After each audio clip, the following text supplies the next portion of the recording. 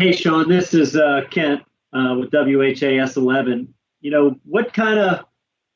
What led to this decision for you? First and foremost, Ken, I want to thank everybody for joining. There's a lot going on in the world today, with a dire need for social justice and equality, and the pandemic and hurricanes and forest fires. So, I feel like such a small piece to this puzzle that it seems kind of silly that I would garner this attention. But Kenny asked me to do this, and I'm happy to oblige. So I thank everybody for coming out and joining.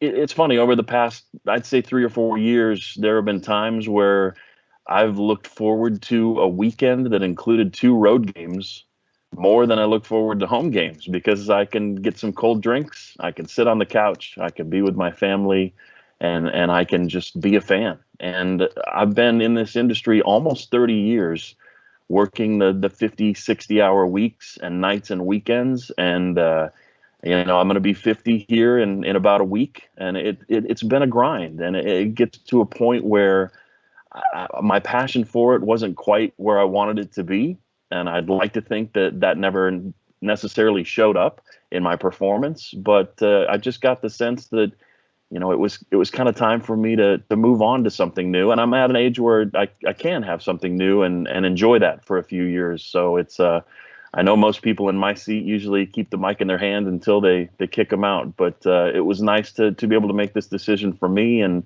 I'm excited for the future, and I'm also just so grateful for the unbelievable 21 years I had. Hey, Sean, Michael McCann from Cardinal Authority. I know this may be a lengthy list or something you might need to even ponder for a lot longer, but are there a couple moments that maybe stand out from these past 20 years as favorites? Yeah, Michael, that's a great question. I get posed that all the time.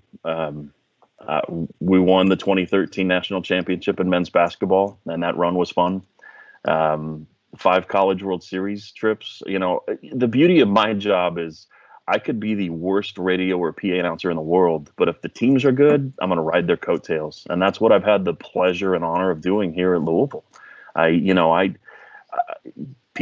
people compliment me on the baseball broadcast, I say, it's a lot easier when the team's really good.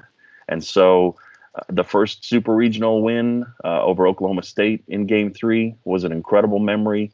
One of my favorite games of all time was a College Cup soccer game that was in the Elite Eight against UCLA in a blizzard. I stood on the rooftop of the press box at Cardinal Park and broadcast that game to what could have been 8 people, what could have been 8,000 people on the web. I didn't know. I was just talking about a soccer game, and it was an epic battle. It was a historic day for the program.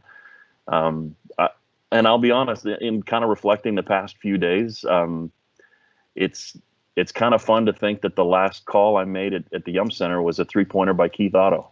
That was what college athletics is all about, and that was really special. And so many to mention, and I've been given great opportunities outside of the athletic department too. I had the honor of being the voice of God at the dedication of the Ali Center, and then again at his memorial service. And I've been able to be out in the community to do events, not as many as I would like. I mentioned the movie. The opportunities have been great, and yeah, the list of games is long. I'd be remiss if I didn't mention the last game at Freedom Hall. I don't know that there's ever been another experience like that. The electricity in that building is something that will never be repeated.